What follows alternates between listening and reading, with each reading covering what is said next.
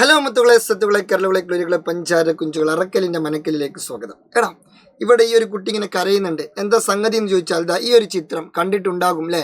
നമ്മളെ 3rd ചാപ്റ്ററിൽ ചെവിയുമായി ബന്ധപ്പെട്ടൊരു ചിത്രമാണ്. ചെവിയുടെ ഇന്റേണൽ ഓർഗൻ, ചെവിയുടെ ഇന്റേണൽ പാർട്ട് അല്ലെങ്കിൽ ഇന്റേണൽ ഇയറിന്റെ ഭാഗമായുള്ള ഒരു സാധനമുണ്ട്, കോക്ലിയ. എന്താണ് കോക്ലിയ? ഇന്റേണൽ ഇയറിന് പ്രധാനമായിട്ടും 4 പോർഷൻസ് ആണ്: കോക്ലിയ, സെമി സർക്കുലർ കനാല്, യൂട്രിക്കിള്, സാക്യോള്. അതിൽ കോക്ലിയന്റെ പിക്ചറാണ് ഈ പിക്ചർ കാണുമ്പോൾ തന്നെ എല്ലാവർക്കും ദേഷ്യം വരും. കാരണം ഇതിൽ ഇഷ്ടംപോലെ ആളുകൾ അടയാളപ്പെടുത്താണ്ട് ഇത് ആരൊക്കെ എന്തൊക്കെയെന്നുള്ളത് ഒരു ഐഡിയ ഉണ്ടാവില്ല. എത്ര പഠിച്ചാലും അങ്ങോട്ടും ഇങ്ങോട്ടും കൺഫ്യൂഷൻ വരും അല്ലേ?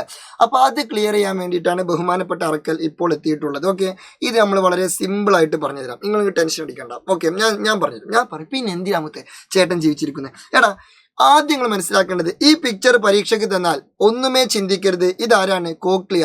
അതായത് ഒച്ചിന്റെ തോട് പോലെയുള്ള ആകൃതിയാണ് ആർക്കുള്ളത്? കോക്ലിയക്കുള്ളത്. ഇത് കണ്ടാൽ ഒരു ഒച്ചിന്റെ തോടിന്റെ ഷേപ്പില്ലേ? ഒരു ഒച്ചിന്റെ ഷേപ്പില്ലേ? ഇത് കണ്ടാൽ ഇനി ഇല്ലെങ്കിലും ഉണ്ട് എന്നാണ് വിചാരിക്കുക. ഓക്കെ, അപ്പൊ പിന്നെ പ്രശ്നം തീർന്നു. അപ്പൊ ഒച്ചിന്റെ തോട് പോലെയുള്ള ആ ഒരു ഷേപ്പിലുള്ള ആളാണ് ആര്? കോക്ലിയ. ആരാണ്? കോക്ലിയ എന്തിന് സഹായിക്കുന്നു എന്ന് ചോദിച്ചാൽ ഹിയറിംഗ് അഥവാ കേൾവിക്ക് സഹായിക്കുന്നു. അതും ജസ്റ്റ് ഒന്ന് ഓർത്ത് വെക്കുക. ഓക്കെ, ഇനി ഈ കോക്ലിയന്റെ ഈ പിക്ചറിൽ നമ്മളിങ്ങനെ സൂക്ഷിച്ചു നോക്കുകയാണെങ്കിൽ ഇവിടെ എത്ര ചേംബർ ഉണ്ട് എന്നറിയോ? 3 ചേംബർ ഉണ്ട്. എത്ര ചേംബർ ഉണ്ട്? 3 ചേംബർ ഉണ്ട്. അപ്പൊ ആദ്യം നിങ്ങൾ ഇവിടെ എഴുതി വെക്കുക, സൈഡിൽ 3 ചേംബർ ഉണ്ട്. 3 ചേംബർ അഥവാ 3 അറകളുണ്ട്.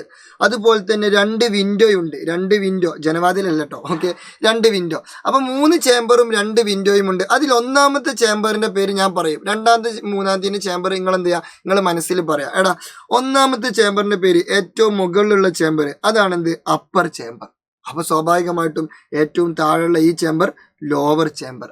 അപ്പൊ പിന്നെ മിഡിലുള്ള ഈ ചേംബർ മിഡിൽ ചേംബർ. കിട്ടി, കഴിഞ്ഞു. ഇത് അടയാളപ്പെടുത്താൻ എന്തെങ്കിലും പണിയുണ്ടോ? ഇവിടെ നോക്കടാ, കൃത്യമായിട്ട് നമ്മൾക്ക് മനസ്സിലാവുന്നുണ്ട്.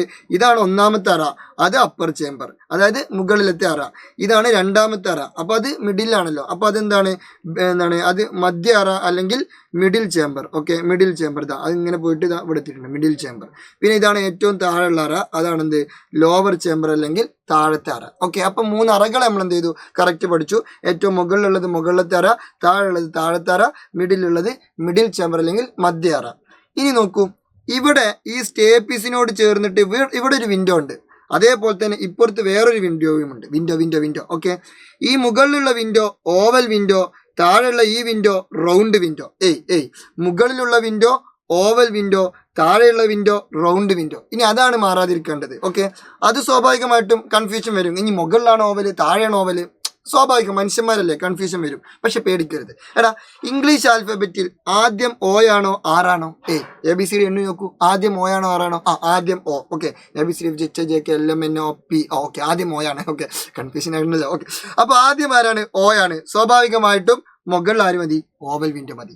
രണ്ടാമതാണ് ആര് വരുന്നത്? R വരുന്നത്. സോ താഴെ ആര് മതി? റൗണ്ട് വിൻഡോ മതി. അപ്പൊ അങ്ങനെ കൊടുക്കുക. മുകളിൽ ഓവൽ വിൻഡോ, താഴെ റൗണ്ട് വിൻഡോ. കാരണം ഇംഗ്ലീഷ് ആൽഫബറ്റിൽ ആദ്യം O ആണ്, പിന്നെയാണ് R വരുന്നത്. സോ മുകളിൽ ഓവൽ വിൻഡോ, താഴെ റൗണ്ട് വിൻഡോ. ഇനി അത് കൺഫ്യൂഷൻ ആവില്ലല്ലോ. അപ്പൊ അതും കഴിഞ്ഞു.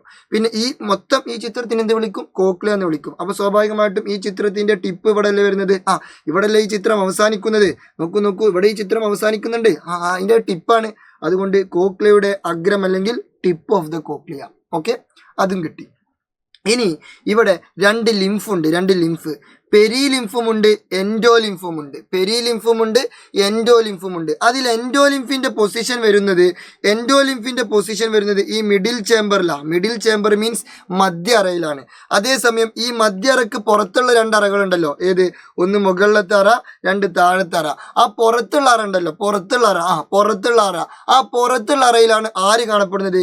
പെരിലിംഫ് കാണപ്പെടുന്നത്. ആര് കാണപ്പെടുന്നത്? പെരിലിംഫ്. അപ്പൊ പെരിലിംഫ് എവിടെ ഉണ്ട്? താഴത്തെ അറയിലുമുണ്ട്, മുകളിലെ അറയിലുമുണ്ട്. പക്ഷെ എൻഡോലിംഫ് എവിടെ മാത്രമേ ഉള്ളൂ? ഈ മധ്യ അറയിൽ മാത്രമേ ഉള്ളൂ, മിഡിൽ ചേംബറിൽ മാത്രമേ ഉള്ളൂ. അപ്പൊ ഈ മിഡിൽ ചേംബറിന് പുറത്തുള്ള ഈ 2 അറയിലും ആരുണ്ട്?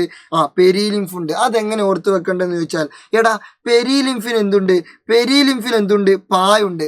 പുറത്ത് എന്നുള്ള വാക്കിലും എന്തുണ്ട്? പായുണ്ട്. ഇവിടെ ഈ മിഡിൽ ചേംബറിന് പുറത്തുള്ള ഭാഗങ്ങൾ ഏതൊക്കെയാണ്?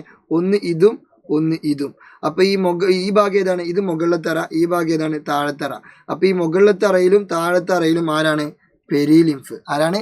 പെരിലിംഫ്. കാരണം ഇതിന്റെ പുറത്താണ്, അപ്പൊ പുറത്തിന് പായാണ്, പെരിലിംഫിനും പായാണ്. അപ്പൊ പുറത്തുള്ളത് ഏത് ലിംഫ്? പെരിലിംഫ്. പുറത്തുള്ളത് ഏത് ലിംഫ്? പെരിലിംഫ്. അപ്പൊ ഏറ്റവും ഉള്ളില് അത് വെച്ചാൽ ഏറ്റവും എൻഡില് എൻഡോലിംഫ്. പുറത്ത് പെരിലിംഫ്, പെരിലിംഫ് പിന്നെ ഏറ്റവും ഉള്ളില് എൻഡില് ഏത് ലിംഫ്? എൻഡോലിംഫ്. അപ്പൊ അത് അങ്ങനെ കണക്ട് ചെയ്യാം. പിന്നെ ഇവിടെ ആകെ ഇനി ബാക്കിയുള്ളത് ഇതാ ഈ ബേസിലാർ മെംബ്രെയിൻ ആണ്. ബേസിലാർ മെംബ്രെയിൻ എന്ന് പറഞ്ഞാൽ അത് എവിടെ കാണപ്പെടുന്നു ചോദിച്ചാൽ ഈ മിഡിൽ ചേമ്പറും ലോവർ ചേമ്പറും ഉണ്ടല്ലോ, ഇതിന്റെ രണ്ടിന്റെയും ഇടയിലാണ് ആര് കാണപ്പെടുന്നത്? ബേസിലാർ മെംബ്രെയിൻ കാണപ്പെടുന്നത്. ആ ബേസിലാർ മെംബ്രെയിനിലാണ് ആര് കാണപ്പെടുന്നത്? ഓർഗൻ ഓഫ് കോർട്ടി കാണപ്പെടുന്നത്. ഇതാണ് ബേസിലാർ മെംബ്രെയിൻ. ഇവിടെ തന്നെ തൊട്ടപ്പുറത്ത് ആരുണ്ട്? ഓർഗൻ ഓഫ് കോർട്ടി ഉണ്ട്. അതായത് ഈ ബേസിലാർ മെംബ്രെയിനിനെ പറ്റിപ്പിടിച്ചിട്ടായിരിക്കും ആരുണ്ടാവുക? ഓർഗൻ ഓഫ് കോർട്ടി ഉണ്ടാവുക. ആ ഓർഗൻ ഓഫ് കോർട്ടിയിലാണ് ആരുണ്ടാവുക? രോമകോശങ്ങൾ ഉണ്ടാവുക, അല്ലെങ്കിൽ ഹെയർസ്, സെൽ ഹെയർസ് ഇവിടെ ഉണ്ടാവുക ഈ ഓർഗൻ ഓഫ് കോർട്ടിയിലാണ് ഉണ്ടാവുക. അവിടെ നിന്നാണ് എന്ത് സ്റ്റാർട്ട് ചെയ്യുക? ഉദ്ദീപനം സ്റ്റാർട്ട് ചെയ്യുക. എന്നിട്ട് ഇമ്പൾസ് ഉണ്ടാവും. ആ ഇമ്പൾസ് ഏത് നാഡി വഴി? ഏത് നെവ് വഴി? ഒപ്റ്റിക് നെവ് അല്ല, ഒപ്റ്റിക് നെവ് ഏതാണ്? നമ്മളെ കണ്ണാണ്. ഇതേത് നെവ് വഴി? ഇത് നമ്മുടെ ശ്രവണനാഡി വഴി എവിടേക്ക് എത്തും? ഇങ്ങോട്ടേക്ക് സെറിബ്രത്തിലോട്ട് എത്തും. അങ്ങനെ നമ്മൾക്ക് എന്ത് കിട്ടും? കേൾവി കിട്ടും. ഓക്കെ അല്ലേ? അപ്പോൾ ഈ ഒരു പിക്ചർ നിങ്ങൾക്ക് ഡീറ്റെയിൽ ആയിട്ട് മനസ്സിലായെന്ന് വിചാരിക്കുന്നു.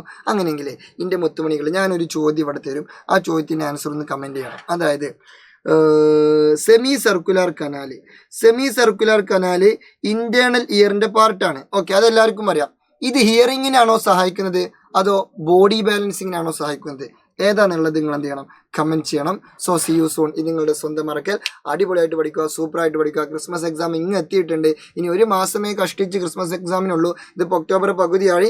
ഇനി ഒക്ടോബർ കഴിഞ്ഞാൽ നവംബർ, ഡിസംബറിൽ ഫസ്റ്റിൽ എന്താണ്? പരീക്ഷയാണ്. സോ കൃത്യം എന്ന് പറഞ്ഞാൽ ഒരു മാസം മാത്രമേ നിങ്ങളെ മുന്നിൽ എന്ത് ചെയ്യുള്ളൂ? ശരിയായ രീതിയിൽ പഠിക്കാൻ സമയമുള്ളൂ. സോ ഉഷാറായിട്ട് ഇപ്പോൾ തന്നെ പഠിച്ചു തുടങ്ങുക. എന്തെങ്കിലും ഡൗട്ട്സ് ഒക്കെ ഉണ്ടെങ്കിൽ നിങ്ങൾക്ക് എന്ത് ചെയ്യാം? മെസ്സേജ് ഒക്കെ അയച്ച് ചോദിക്കാം. സോ ഉഷാറായിട്ട് സൂപ്പറായിട്ട് അടിപൊളിയായിട്ട് പഠിക്കുക. എല്ലാവിധ ഭാവങ്ങളും. Good bye.